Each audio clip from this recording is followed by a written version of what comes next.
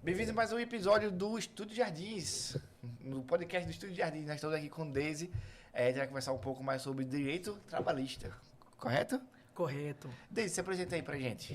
Bom, meu nome é Deise Coelho de Almeida, eu sou advogada há aproximadamente 20 anos, fui professora de cursos de graduação por aproximadamente 10 anos e hoje leciono apenas em cursos de pós-graduação. Escrevi alguns livros na minha área, Direito do Trabalho, alguns coletivos, outros individuais, e fiz mestrado na minha área, também fui aprovada no doutorado, e estou aqui para dividir com você e aprender com você também um pouquinho sobre a minha área. Ah, massa. O que exatamente faz um advogado de direito trabalhista? Porque eu não entendo quase nada disso aí. Bom, o que um advogado faz, né? Na verdade, o advogado é a primeira pessoa que tem contato com um problema que só pode, teoricamente, ser resolvido na justiça. Então, essa é a primeira ideia que todo mundo tem sobre o advogado. Certo. Mas o advogado, ele não existe só para atuar na justiça. A gente trabalha prevenindo conflitos, consertando coisas erradas quando as pessoas se dispõem a permitir que seus erros sejam consertados antes da justiça, e na justiça quando não há nenhuma outra forma de resolver aquele conflito. No caso do advogado trabalhista, ele trabalha sempre com conflito entre empregado e empregador, ou entre empregador e sindicato. Então, normalmente, a gente tem aí lides individuais, né, que a gente chama do empregado em face do empregador, ou coletivas, um grupo de empregados em face do empregador, ou coletivas lato sensu, o sindicato representando os empregados em face do empregador, ou sindicatos do empregador e do empregado litigando entre si. Então, isso é o que a gente chama de conflito trabalhista, que é o que gera a advocacia trabalhista contenciosa. Tá. Então, qualquer problema, qualquer atrito que tiver entre o empregado e o chefe, entra em contato com você, no caso. Exatamente. Né? Quando há um problema, né, que entre empregado e empregador, em que as partes aí não estejam chegando numa solução pacífica entre elas, aí você tem que chamar uma pessoa para mediar isso. Ou mediar amigavelmente, construindo um ambiente para que elas conversem e cheguem num acordo, ou mediar isso judicialmente, escolhendo uma das partes, evidentemente, e defendendo os interesses dessa parte em juízo. E como é que você chegou a ser advogada trabalhista? Você não sempre quis ser isso? Não, nem sempre, né? Na verdade, durante a faculdade, eu nem gostava muito de direito do trabalho. Isso é uma coisa curiosa. Muita gente começa, né, com esse amor na faculdade pelo direito do trabalho. Eu não tive esse amor tão forte assim. Gostava, mas gostava como gostava de outras matérias também. Não era nada especial. Quando viajei para continuar aprimorando, né, após a formatura, eu viajei para Minas Gerais, né, que é meu estado de nascimento. E lá eu resolvi fazer uma pós-graduação. Fiz uma pós-graduação em Direito Público, quer dizer, não tem nada a ver com Direito do Trabalho, né? Mas durante essa pós-graduação, a gente viu a parte de direitos sociais. E aí eu estudei bastante o artigo 7º da Constituição, que fala somente sobre direitos dos trabalhadores urbanos e rurais. A partir desse estudo, surgiu em mim o interesse. Poxa, isso aqui é um direito bonito. Isso aqui é algo que, esse desequilíbrio, né, que existe entre empregado e empregador, porque é um desequilíbrio, né? De um lado, você tem uma pessoa que precisa daquele emprego para sobreviver. E de outro lado, você tem alguém que precisa de uma força de trabalho para gerar lucro. Sim. Então, os interesses são bem diversos. Enquanto um precisa sobreviver, o outro precisa auferir lucro.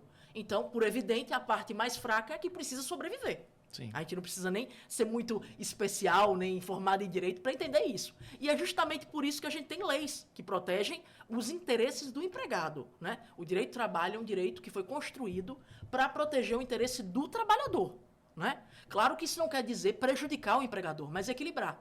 A gente dá uma primazia jurídica, dá normas protetivas para a parte mais fraca, para que ela possa se equilibrar na relação com a parte mais forte. Então é para isso que serve o direito do trabalho.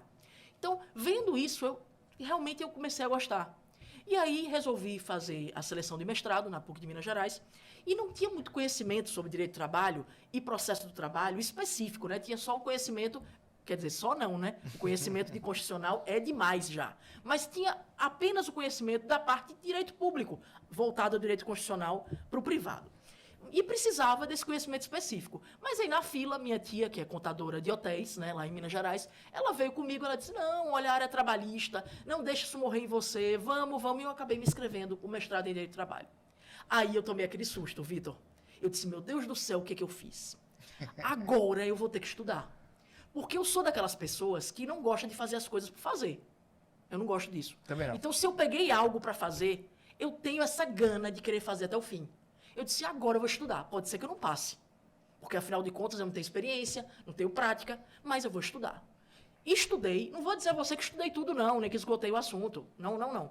Mas o básico, eu sabia bem feito. Sabe aquele bem feito para você não passar vergonha? Uhum. Eu disse, olha, eu posso não ser aprovada, mas passar vergonha, digamos assim, arranhar o nome da minha família, eu não vou. Então, superar dessa vergonhazinha aí, eu disse, isso aí eu não vou fazer. Fui fazer a prova.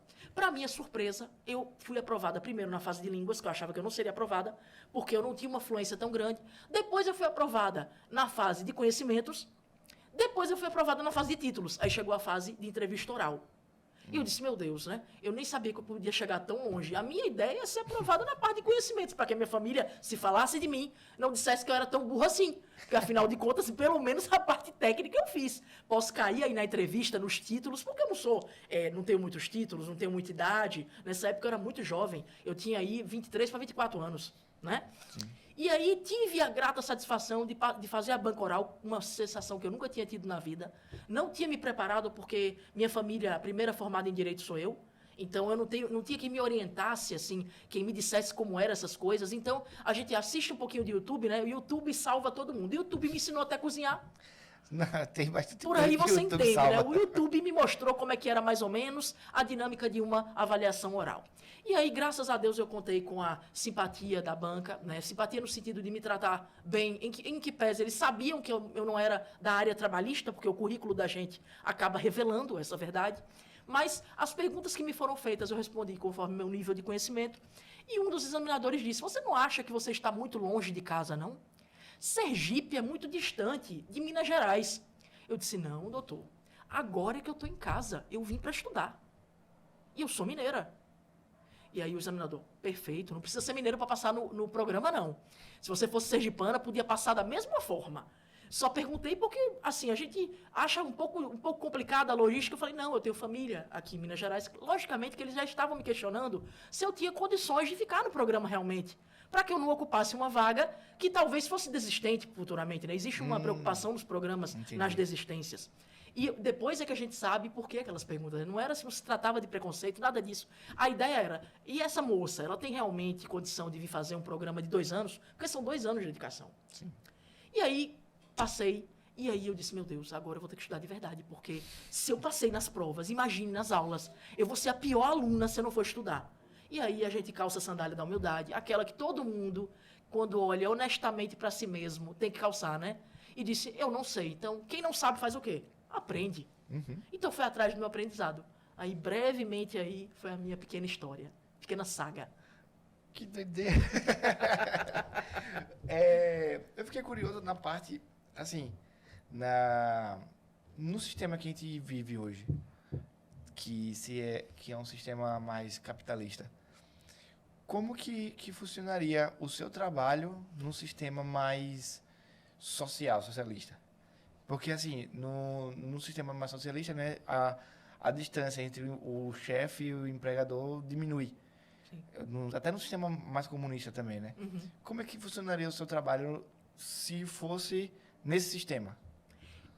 Isso é uma pergunta, assim, bastante difícil de te responder. Porque também a gente teria que entrar em outros aspectos, né, da pergunta.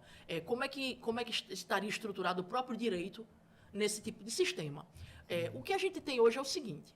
Quando você fala, por exemplo, de China, você tem um direito de trabalho que a gente chama de direito de trabalho pequeno. Por que um direito de trabalho pequeno? Porque há muitas horas de trabalho, as condições de trabalho são precárias e o trabalhador está, de fato, bem desprotegido. Mas nós aqui no Brasil, e somos um país capitalista, né, de livre iniciativa, a gente também não está muito distante disso. O trabalhador aqui não tem condições perfeitas, maravilhosas, porque estamos no regime. De fato, em todo e qualquer regime que nós possamos imaginar, o direito de trabalho terá suas dificuldades.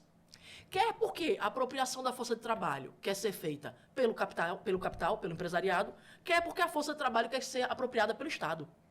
Então, esses dois são, digamos assim, quase quimeras, né? Monstros engolidores de tudo.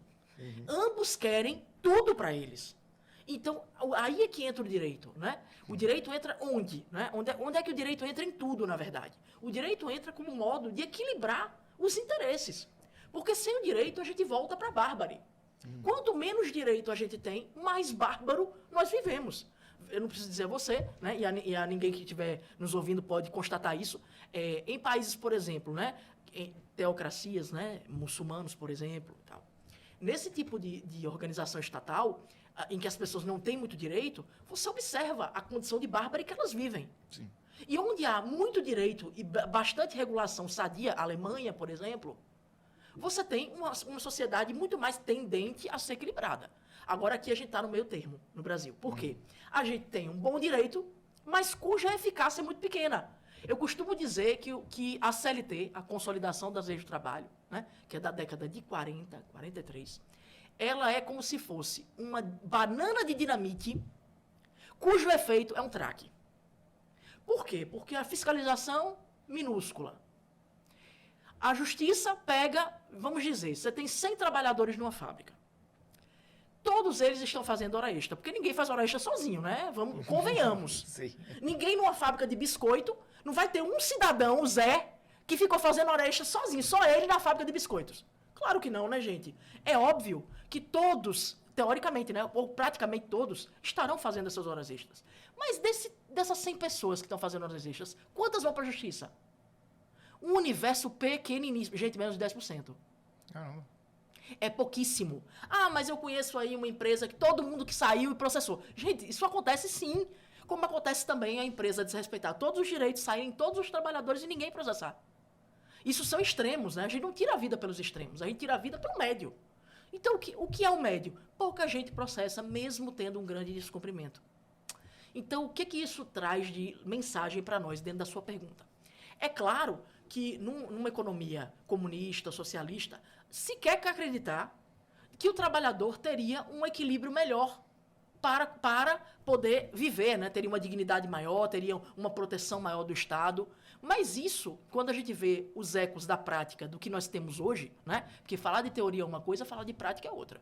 Se você for para onde há socialismo, onde há comunismo, não me parece que a classe trabalhadora está tão contemplada dessa forma, né? Me parece que ela também ainda é explorada, mas agora o explorador tem outra face, o Estado, né? Essa é, pelo menos, a minha opinião, respeito aqui às divergências. Eu não estou aqui como dona da verdade, né? Não sou dona das teorias, mas sou uma pessoa muito apegada ao concreto. Talvez pelo meu signo ser de touro com ascendente em touro. Okay. Então, eu sou uma pessoa de terra. Então, eu gosto das divagações, mas desde que elas tenham uma orientação ou calcadas em algo mais concreto. Então, eu te responderia assim, não acho que seria tão diferente, porque, para mim, a raiz de tudo não está entre socialismo e capitalismo. Para mim, a raiz de tudo está no egoísmo. O ser humano, enquanto não entender que as coisas são para serem usadas e as pessoas devem ter dignidade, né? O que tem preço são coisas, pessoas têm valor.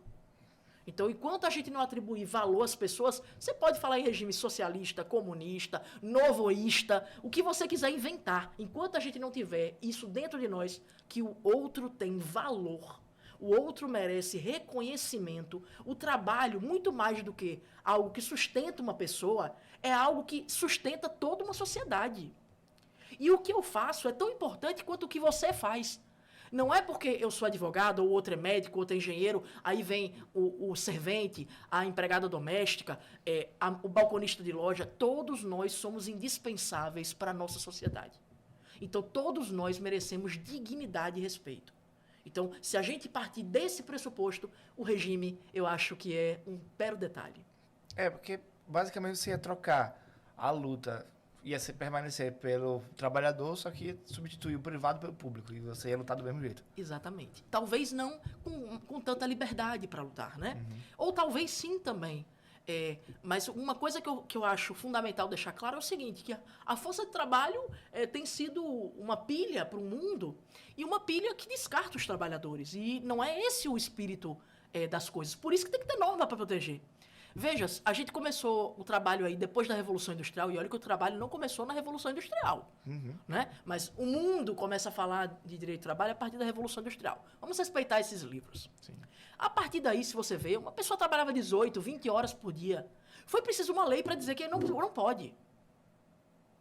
Mas por que tem que ter uma lei para dizer que não pode? Porque a gente não tem, enquanto humanidade, consciência do respeito ao corpo do outro, do respeito ao limite do outro, de usar o outro como ferramenta para construir uma sociedade, ok, mas não fazendo com que o outro seja um suporte morto para essa sociedade. Todos nós precisamos agir juntos. Né? E aqui eu não falo de retórica, não, eu realmente penso isso. Né? Um mundo em que a minha vida é muito confortável e a sua vida é terrível, horrível, não é um mundo bom para nenhum de nós dois. Né? Nós aqui viemos todos para conviver e não é à toa essa convivência. Se escolhemos viver juntos, é porque a gente se entende como humano. Então, ser humano, para mim, é alguém que provide dignidade, respeito e valor. Então, nesse prisma, para mim, pode ser qualquer regime. Interessante mesmo. Nessas mudanças do mercado que vem acontecendo, como a pejotização das coisas, né? Você recebe muitos clientes, né? Questionando, então buscando alguma forma, porque assim, parece que a CLT te dá mais confiança de peitar o seu chefe. O PJ não dá essa, porque tipo, você aceita se você quiser ali, basicamente. Você pode sair, você pode ter mais liberdade, diferente de uma CLT. Como é que um PJ entra em contato com você? Quais são as maiores queixas deles? Ótimo. Bom, antes de falar do PJ, eu vou só fazer um ganchozinho na questão do Covid, né? O Covid foi uma coisa que, para mim, foi emblemática. Claro que tem a parte da doença, das posições governamentais, que a gente não concorda, enfim, tudo isso, ótimo. Mas o que eu quero dizer para o Covid trouxe uma lição para nós. O mundo, né, acredita que o mercado, né, essa mão invisível do mercado, né, que não é bem invisível, eu acho ela muito visível, do mercado, né, que vem para regular as coisas, acertar as coisas, equilibrar as coisas. Bom, durante o Covid, a mão invisível ficou mais invisível ainda, né? Porque as bolsas continuaram funcionando e não salvaram o mundo. Quando a força de trabalho parou, o mundo parou. Se não existe demonstração de que a classe trabalhadora tem sua importância e vitalidade na sociedade como esta, quando é que vamos aprender isso? Né? Então, partindo desse pressuposto aí da força de trabalho, né, essa questão, assim, as pessoas discutem muito, ninguém quer ser seletista, as pessoas querem ser PJ, né? O jovem não quer mais emprego, o jovem quer liberdade. Esse tipo de discurso é só um discurso. Porque eu não sei se vocês que estão ouvindo, você também já, Vitor, aí conhece pessoas mais jovens, eu conheço várias, né? De contato com alunos, amigos mais jovens e tal. Todo mundo quer ter a sua casa, a sua família e esse seu dinheirinho para viajar. Eu desconheço essa criatura tão desprendida, quer viver como cigano, sem ter nada. Não deseja ter uma casa para morar, quer viver etéreo. Isso, na verdade, é uma coisa que fizeram de discurso para fazer a gente aceitar o que não devemos aceitar. Que é a precarização do trabalho. E o que é a precarização do trabalho? Tentar fazer com que sequer a lei... Olha, a lei que não é respeitada. Aqui eu vou deixar bem claro. A CLT não é respeitada. Me mostre uma regra da CLT que seja respeitada. Se você mostrar a regra, eu te mostro os processos descumpridos. Pode escolher. Olha, fiquem à vontade. Aqui eu lanço um desafio. Quem tiver uma CLT, ou baixa aí no Google, ou entra aí no seu aplicativo e olha. Escolha o dispositivo que eu te mostro de descumprimento.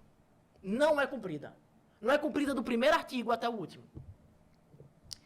Por causa disso, a gente tem essa ideia deturpada de que a lei é cumprida. Não é. As pessoas fazem hora extra, não recebem. As pessoas começam a trabalhar e têm a carteira registrada depois. As pessoas trabalham e nunca têm a carteira registrada. As pessoas trabalham e não têm FGTS recolhido. As pessoas trabalham e não têm INSS recolhido. As pessoas trabalham e não recebem salário. Ficam aí, o último grupo de trabalhadores que eu atendi estava 6 meses sem receber salários. Parece surreal alguém passar metade de um ano sem salário. Vejam, imaginem o caos na vida de um ser humano que é isso. As pessoas não recebem o básico, não recebem férias quando deveriam receber, não recebem as horas que trabalham. Porque quando eu falo de hora extra, a pessoa fica... Gente, hora extra é apenas o tempo que você trabalhou além do seu contrato ser recebido. Tem algo mais natural do que se você demanda mais, pagar mais? Ora, se você estaciona seu carro e contratou 1 hora, mas você ficou 2, o que você vai fazer quando você for buscar o carro? Pagar a hora, não é isso? É natural, mas é um natural que não funciona para o trabalhista. E esses direitos são todos descumpridos, e aí, como se não bastassem os direitos descumpridos, querem atacar a própria raiz dos direitos. Qual é a raiz dos direitos trabalhistas? A carteira assinada. Então, já que eu não quero cumprir a legislação e é muito arriscado não cumprir, vamos inventar aqui uma forma de chamar essa pessoa que deveria ser empregada de outra coisa. Aí entra terceirizado, aí entra PJ, que é uma pessoa jurídica, falsa pessoa jurídica. Entra cooperativa falsa. E aqui a gente pode falar dessas três situações, Vitor. A primeira que você me perguntou, a PJ, eu acho a mais emblemática, né? A pessoa pensa assim, PJ, a pessoa pensa numa pessoa ganhando assim. Não, porque se eu vou abrir uma pessoa jurídica, eu vou ser empresário. A sensação que dá é que você agora vai ganhar uma fortuna, né? Aí, na verdade, não é bem isso, porque alguns segmentos não contratam mais ninguém com carteira assinada. Então, ele quer você, que é o Vitor, mas ele disse, olha, Vitor, abra aí uma empresa para ele contratar, abra aí um MEI, abra aí um CNPJ para a gente poder tirar nota. E por que se quer tanto isso? Porque com um CNPJ, né, ou um MEI, você não tem hora extra. Com um MEI, você não tem piso salarial. Com um MEI, você não tem férias, não tem 13º, você não tem FGTS, você não tem rescisão. E aí você fica ao sabor de uma demanda. É quase um motorista de aplicativo, né? Você fica esperando nego te acionar e mesmo sem saber, nem que sequer se vai te pagar. Então, isso é uma realidade. É claro que existem pessoas que são pessoa jurídica. Aquela pessoa que, não, olha, eu não quero vínculo, eu prefiro meu serviço, eu prefiro vender em forma de consultoria, eu prefiro vender como eu, né? Eu sou pessoa jurídica, mas eu não sou pessoa jurídica porque eu trabalho para uma pessoa, eu trabalho para pluralidade de contratantes. Então, para mim, não é interessante me vincular a ninguém.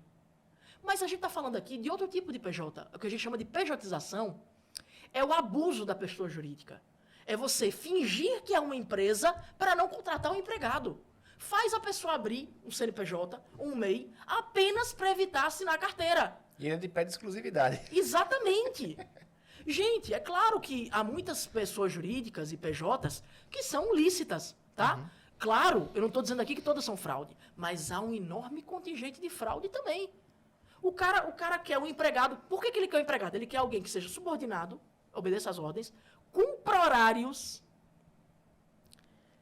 só preste o serviço pessoalmente. Porque se você contratou a minha empresa, o dia que eu tiver... Ah, não, hoje eu quero assistir Rei do Gado, 5 horas da tarde. Vou mandar o José, que trabalha comigo. Posso? Não. Por que eu não posso? Porque não contratou empresa nenhuma, contratou foi a pessoa. Agora, a Justiça do Trabalho faz a sua parte. Como é que a Justiça faz? Ela espera que as pessoas que sofram essa fraude busquem por ela. E tenham provas para mostrar essa fraude. Como é que prova essa fraude? A ausência de respeito da pessoa jurídica. Você não tem autonomia nenhuma, você é um empregado, como qualquer outro. Você cumpre o expediente, você tem que estar na sede da empresa, você está controlado no seu horário, mesmo que seu trabalho seja fora, você está sendo controlado, quer por um tablet, quer por um aplicativo, quer por um sistema de planilha, quer por um compartilhamento de localização. Tem várias formas de se controlar uma pessoa hoje. Né? Eu costumo dizer, muita gente chama esses aparelhos que a gente carrega de celular. Eu prefiro chamar de cadeado eletrônico. É impressionante como, através de um mero aplicativo, você consegue que essa maquininha se transforme num feitor de escravos. Essa maquininha é capaz de acompanhar uma pessoa nos seus mínimos metros de deslocamento. Até se o empregado foi até o banheiro e voltou, em uma mesa de trabalho, se tiver um aplicativo e ele estiver aportando o seu celular, isso vai ficar registrado. Então, a gente hoje tem um grande número de fraudes através de pessoa jurídica, PJ. Quando as pessoas procuram, elas já procuram por quê? Elas foram colocadas para fora com a mão na frente e outra atrás, que é o mais comum. Aí ela chega com o contrato delas, aí a gente começa a perguntar. Quando eu percebo que realmente ela era uma empresa, aí não é comigo, porque eu só atuo na Justiça do Trabalho. Eu encaminho para o advogado civil, que é uma pessoa que fala da relação entre duas empresas. Quando eu percebo que isso se trata de uma fraude, aí a gente faz a entrevista no sentido de pedir o vínculo empregatício. Eu vou à justiça dizer o que é o juiz. Olha, juiz, esse fulano aqui, ou essa fulana aqui, fez uma pessoa jurídica, ou tinha um CNPJ, mas nunca foi empresário. Essa pessoa sempre foi um empregado. Por quê? Porque ela tinha pessoalidade, onerosidade, subordinação e habitualidade. E a gente vai nos elementos que formam o vínculo empregatício. Né? Empregado não é uma situação que sai da cabeça do juiz. É uma conjectura, uma união desses 4 elementos. Onerosidade, pessoalidade, subordinação e habitualidade. No caso de home office, Sim. a pessoa não vai pro trabalho para encaixar nessa habitualidade, correto? Não, a habitualidade é você prestar os serviços com reiterativa, de A forma gente quer estar no reiterativa. ambiente de trabalho. Não. A habitualidade não tem nada a ver onde você está. Ah, tá. Não, nada a ver. Você pode prestar da sua casa. Tem gente que, hoje, com computador, algumas tarefas você pode fazer do outro lado do mundo. Quando eu viajo, por exemplo, às vezes eu peticiono de outro país. Então, não necessariamente o empregado precisa estar num lugar fixo, tá? O mais comum é que ele esteja, mas com a tecnologia, com os avanços, e principalmente no pós-pandemia, o teletrabalho, o trabalho à distância, o home office, foi muito difundido entre as empresas. Há empresas que viram a economia que é não ter um empregado na sua sede. Porque o empregado consome água, consome energia, consome insumos, gasta papel, até papel higiênico é economia, porque ele vai usar tudo da casa dele. Mas temos regras próprias para o home office. Hoje já existe algumas compensações que se faz no home office para que o empregado não seja tão prejudicado. Se negociam essas condições. Mas o PJ é esse fenômeno, né? Milhares de pessoas aí estão em PJ, milhares de pessoas aí estão em cooperativas falsas. Não é que o cara não é cooperativa coisa nenhuma. Faz a entrevista, gostou de você, Vitor. Vitor, gostei muito de você. Mas olha, você vai lá, se inscreva nessa cooperativa que eu te chamo para trabalhar. Por quê? Porque não existe vínculo empregatício entre o cooperado e a empresa. Então o cooperado é como se fosse um PJ, entre aspas, só que um PJ diferente, um PJ que divide lucros da cooperativa. Então eu pago a cooperativa e a cooperativa te repassa.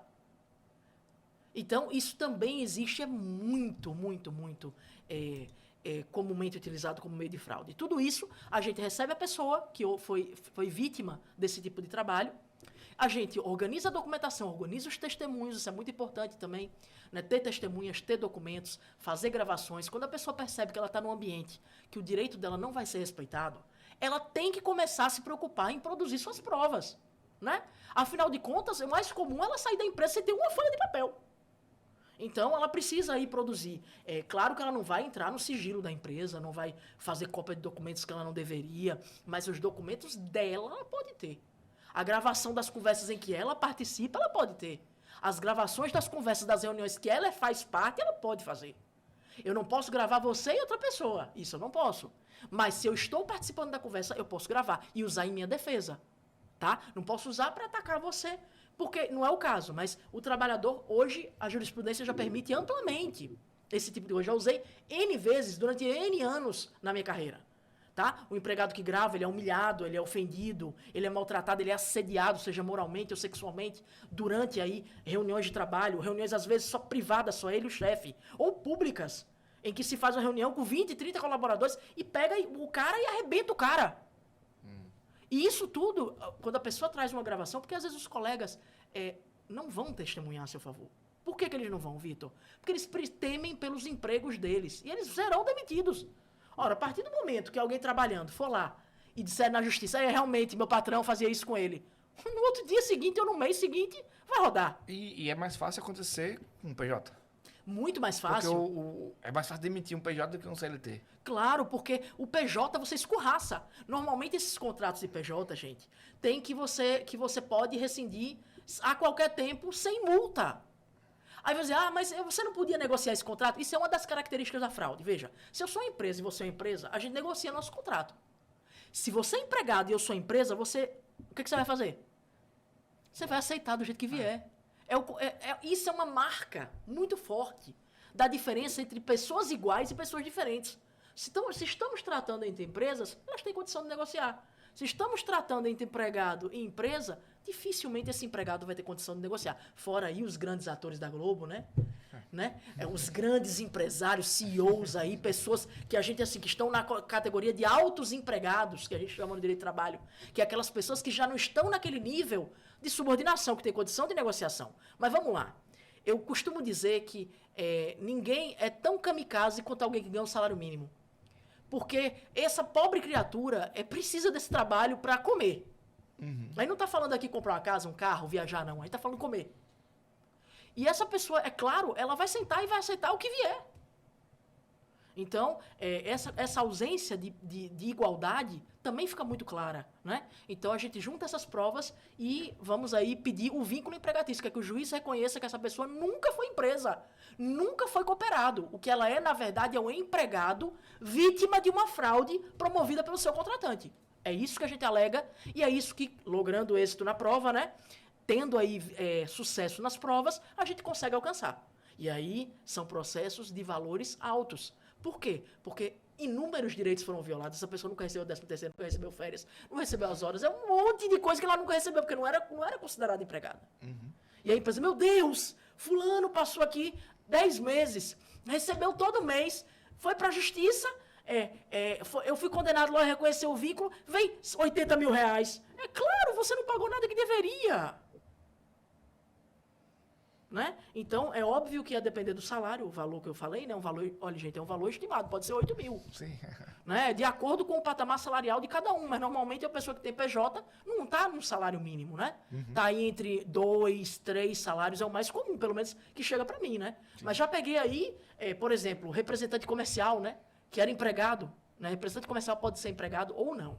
Se ele tem autonomia, ele não é empregado. Se ele é subordinado, ele é empregado. Então, peguei aí alguns representantes comerciais que, assim, eles tinham alto rendimento, era aí na faixa de 12, 15 mil reais mensais que eles tinham de comissão, e nunca tiveram um recolhimento fundiário só de FGTS. Teve uma pessoa que deu 150 mil. Estou falando só do FGTS. Então, assim, a gente varia de acordo com o salário, mas a maioria das ações são menores, né? Mas, assim, a gente briga pelo direito pequeno e pelo grande com a mesma dedicação. Não muda. Uhum. Claro que, de acordo com o valor também, a gente emprega mais horas ou menos horas, porque as questões também são complexas conforme o valor. Né? Então, o que é mais complexo recebe mais atenção, o que é menos complexo, menos atenção, no número de horas. Mas na dedicação e no esmero é a mesma coisa. E por que você acha que isso está acontecendo? Isso é coisa do Brasil ou você vê exemplos do resto do mundo também? Isso é um fenômeno mundial. Existe essa regulamentação do direito do trabalho que é própria da autorregulação do próprio sistema capitalista. Né? O direito do trabalho ele vem do sistema capitalista. Uhum. Ele é parte conquistado e parte cedido. A gente nem conquistou tudo, nem recebeu tudo de graça. Mas eu vejo que existe uma ideia de que a mão de obra deve ser cada vez mais barata. A questão da competição entre os países, né? Essa invasão aí de produtos de baixo custo, né? A questão da indústria nacional, aí não estou falando só da nossa, estou falando em geral, né? Da questão de proteger a indústria nacional, de fazer com que as empresas nacionais sejam competitivas com as empresas internacionais também. O próprio sistema capitalista, ele é muito autofágico.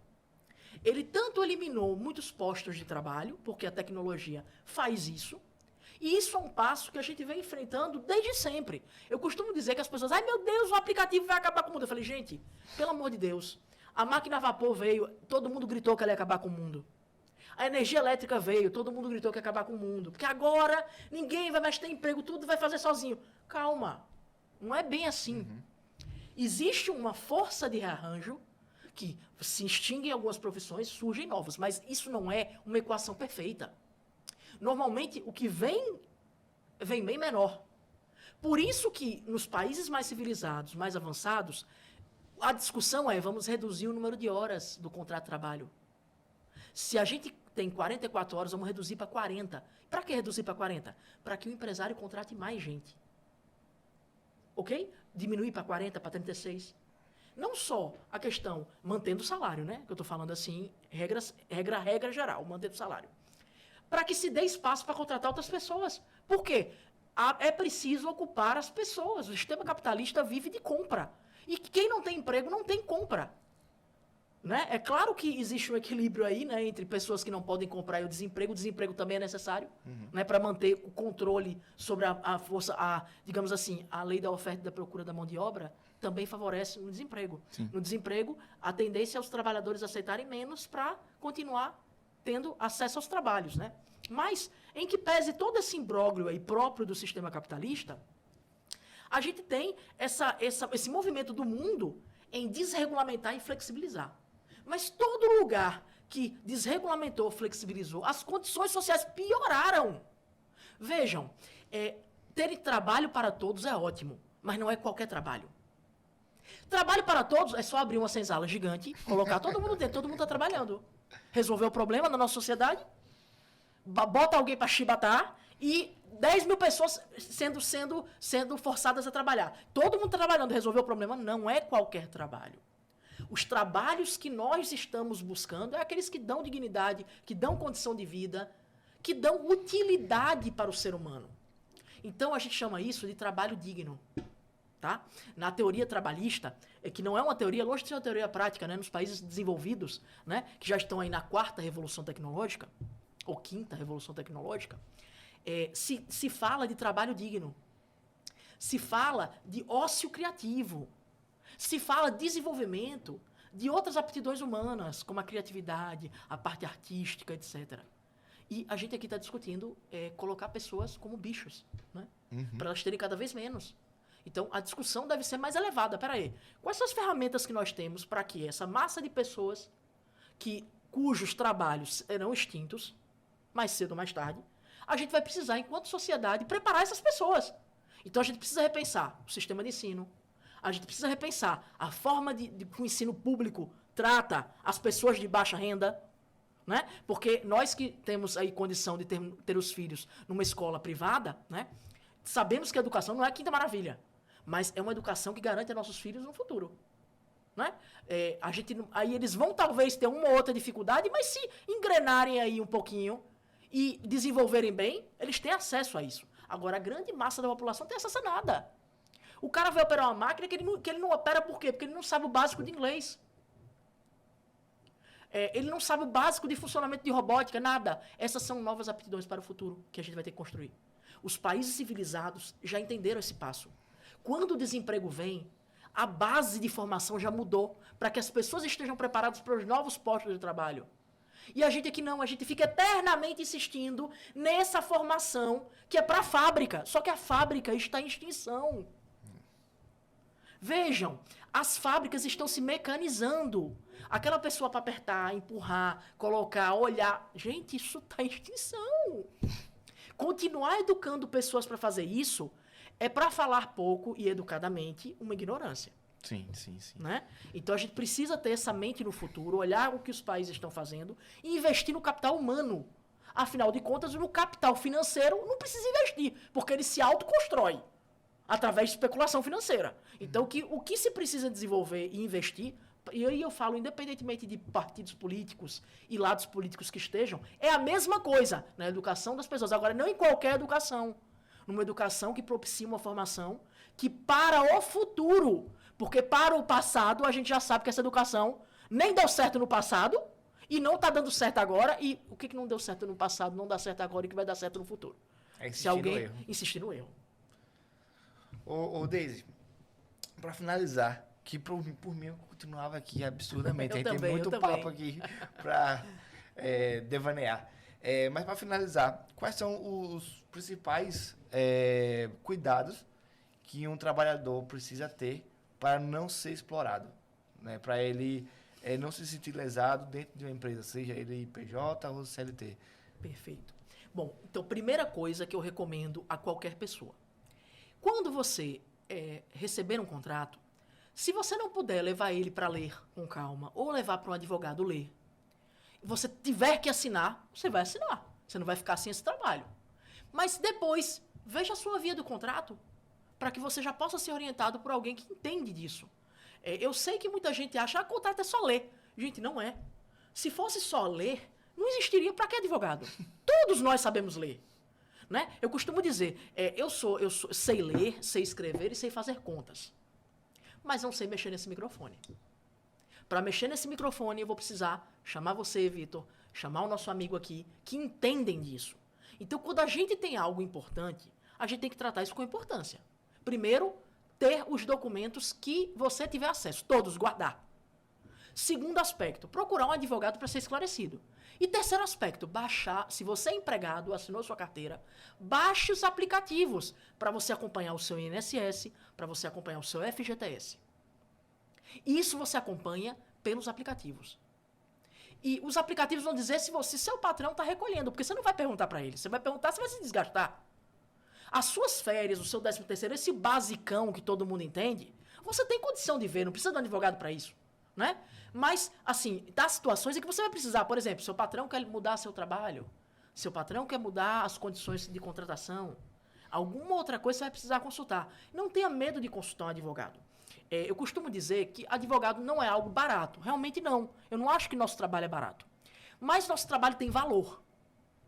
Eu costumo dizer o seguinte, para um esclarecimento simples, você é como um médico, né? Eu pergunto, doutor, minha garganta aqui está arranhando, qual pastilha que eu preciso comprar? Agora fala, uma Vick, uma Benalete. Uma pessoa liga para mim, né? Doutor, olha, eu estou aqui com 2 férias atrasadas, o que é que eu faço? Aí eu vou cobrar uma consulta por isso? Não. Né? Nenhum advogado consciente do seu papel social vai cobrar consultas por um esclarecimento mínimo. Né? E eu falo isso com muita tranquilidade, Vitor, porque aqui não é retórica, né? Não estou falando aqui no microfone e quando eu saio aqui alguém liga para mim eu cobro, né? Tem muita gente que tem essa verdade assim. Isso não é verdade. Eu digo para você que eu provo que não é. Meu Instagram, eu faço esclarecimentos toda semana de graça, né? Eu acho que faz parte do meu dever social, né? Faz parte de retribuir para a sociedade tudo que a sociedade me dá de respeito e de valorização. Esclarecer as pessoas. Tá? Não é um programa de consultoria gratuita, não é isso. Mas eu abro uma caixinha de perguntas no meu Instagram e respondo as perguntas. Às vezes a pergunta é mais complexa, eu mando um vídeo para a pessoa que me consultou. E eu não sou especial. Tá? Há outros colegas que também fazem. E isso é lícito, tá? Não é captação de clientela, não é nada disso. Faz parte do dever do advogado ele atuar esclarecendo a sociedade. Tá? Isso não tem finalidade de... Pode ser que venha um cliente? Pode, mas não é essa a finalidade. 90% das consultas não tem nem chance de ter negócio. É um mero esclarecimento. Mas por quê? Existe um dever social, né? Então a gente faz esses pequenos esclarecimentos sem nenhum problema. Na rua, na fila do banco, no meu Instagram. Faz parte da atividade jurídica dar uma informação para a sociedade. Apenas informação. A gente não indica ninguém para estar entrando no processo, processar. Isso não é a função do advogado. Sim. Quem define isso é a pessoa que se sente lesada. Ela busca quando ela achar que ela deve buscar. Advogado não pode incentivar litígio. Mas a gente esclarece. Olha, você chega... O que acontece comigo? Olha, eu não recebi meu 13º, a gente está em maio. O que eu faço? Então, o que se faz, né, numa situação como essa? Você tem algumas vias. Você tem a via de denunciar o seu empregador. Você pode denunciar anonimamente. Você pode ir aí para o Ministério Público do Trabalho, tem um site, MPT. Ou você pode ir para a Fiscalização do Trabalho, a Procuradoria Regional do Trabalho, a PRT. Né? Ou para a fiscalização, a própria Delegacia Regional do Trabalho, que agora é Secretaria Regional do Trabalho, que é lá no centro, na Rua Laranjeiras. Você pode denunciar isso para um fiscal do trabalho, você pode denunciar isso para o procurador do trabalho. Anonimamente, e é anonimamente mesmo, viu? Podem ficar tranquilos que essa informação, eu tenho 20 anos de profissão. Nunca vazou. Não vaza. E advoguei muitos anos também para a empresa. Então eu posso falar a você que a gente não tem acesso a essa informação de jeito nenhum. Isso não é aberto. Então você pode fazer a denúncia, vai lá, a fiscalização, para verificar e autua, e dá multa e faz regularizar. Não é lá só dar multa, faz regularizar o que encontrar de irregular. Agora, não assine coisas que você não recebeu. Isso é uma dica que eu dou a qualquer um, né? Uma dica aí básica. Se você assina, o que é um contra-cheque? Gente, o contra-cheque é um recibo. Tem muita gente que diz assim, tem os contra-cheques... Gente, você está dizendo... Quando você assina ali, você está dizendo que recebeu aquele dinheiro. Tenha cuidado. Quando você assina ali aquele papel de férias, você recebeu suas férias. Aquele papelzinho ali, você está dizendo que recebeu. Claro que tem outros modos de provar. Nunca depositou na minha conta. Mas se o cara disser que entregou em mãos e foi uma empresa pequena, vai ficando difícil para você. Então, não assine recebidos. E se você tiver que assinar, você assine, mas escreva. Não recebi, na data dessa assinatura, não recebi. Então, você deve ter essa cautela. E, assim, ter apreço pela sua vida. Cuidado com as condições de trabalho. A gente fala muito de dinheiro, né, Vitor? Porque a gente está numa economia capitalista, a tendência nossa é achar que tudo é dinheiro. Né? Mas o trabalhador brasileiro é um dos que mais sofre acidentes de trabalho e doenças ocupacionais no mundo. Isso significa que nosso ambiente de trabalho não está respeitando as normas de saúde e segurança. Você não tem a EPI, o equipamento de proteção individual. Não trocam seu EPI está velho, está inútil. O ambiente de trabalho não tem iluminação, não tem ventilação, não tem controle térmico. Você está em produtos químicos em contato e produtos químicos. Cuidado, a saúde vale muito mais do que dinheiro. Então, cuidado com o ambiente do trabalho. Eu sempre digo que é a principal preocupação, porque quando você perde a sua saúde, o dinheiro perde muito sentido. Sem saúde, o dinheiro não tem significado. Né? Eu costumo brincar com isso, porque tem um sábio que eu sigo chamado Sadhguru no Instagram. Muita bobagem no Instagram, né? Mas o algoritmo dá para você o que você dá para o algoritmo. Se você tá vendo muita bobagem, é porque você gosta de muita bobagem e assiste cada vez mais. Então, se você começar a seguir coisas boas, pode ter certeza que vai vir coisa boa para você. E esse Sadhguru é maravilhoso, é um indiano, já velhinho, que ele é muito sábio, e ele fala isso, né? Ele diz, olha, o homem passa a vida inteira correndo atrás de dinheiro, né? Depois ele não tem sequer como correr. Então, cuidado para que você não seja essa pessoa que não tem nem como correr. Não seja consumido pelo seu trabalho. Trabalho é meio de vida, não é meio de morte. Então, primeiro, cuidar da sua saúde mental e física. Um trabalho também que te ofende, que te agride, que te humilha, que te assedia, é um trabalho que merece ser denunciado, merece ser processado. Né? Essas situações de desrespeito ao ambiente do trabalho são situações gravíssimas que estão brincando com a sua saúde, às vezes até com a sua segurança física, a sua vida. Há trabalhos aí em altura, etc., que as pessoas estão aí numa cadeirinha, sem norma, nunca revisa as cordas, quando vê, caiu, morreu. Então, pelo amor de Deus, primeira preocupação, saúde e segurança. Segunda preocupação, ter um ambiente de trabalho sadio mentalmente. Terceira preocupação, receber pelo trabalho que você fez. Não é justo você entregar a sua juventude, seus anos, sua força de trabalho e não ter recompensa por isso, né? Afinal de contas, ninguém trabalha sem gerar algum tipo de renda para a pessoa que o contratou, né? Não tem ninguém contratado que é dispensável. Todo mundo que está ali porque gera renda para aquele ambiente. Então, nada mais sadio que você receber também o seu quinhão. Então, são esses meus pequenos conselhos de vida, vamos dizer assim. Maravilhoso. Bem, a gente pode depois marcar um segundo, então até um desdobro mesmo, para a gente voltar a conversar. Com todo prazer. Deise, muito obrigado. Se quiser deixar seu Instagram aqui pro pessoal. Deixo sim. @deisealmeida.adv. Meu Deise é diferente. DAYSE. @deisealmeida.adv. Então, fiquem à vontade para seguir. Lá tem dicas, lá tem vários tags com esclarecimentos. E eu agradeço muito a vocês pelo convite aqui no nosso estúdio Jardins Podcast. Maravilhosa oportunidade. Um grande abraço a todos que estão nos ouvindo. Pô, muito bom. E você que quer gravar seus vídeos, quer gravar seu podcast, videoaulas, cursos, tudo relacionado a áudio e vídeo, Estúdio Jardins, manda mensagem no Instagram ou então no WhatsApp que a gente vai entrar em contato com você e vamos entender o seu projeto e se adequar ao que você precisa. Beleza? Então, obrigado, valeu e tchau.